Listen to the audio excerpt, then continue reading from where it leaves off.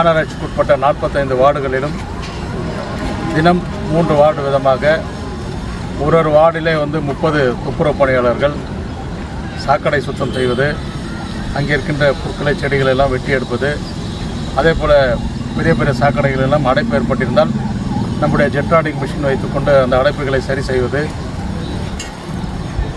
இது போன்ற பணிகள் 15 நாட்களுக்குள் ஒசூர் மாநகராட்சியை சுத்தப்படுத்தும், முக்கியமாக கால்வாய்களை சுத்தப்படுத்தும் விதமாக பணிகளை இன்றைக்கு துவக்கி வைத்திருக்கின்றோம். அந்த வகையில் 15 நாட்களுக்குள் ஒசூர் மாநகராட்சிக்குட்பட்ட கால்வாய்கள் முழுவதும் சுத்தம் செய்யப்படும் என்பதை தெரிவித்துக் கொள்கிறேன். இதிலே 90 பணியாளர்கள் தினமும் பணியாற்றுகிறார்கள்.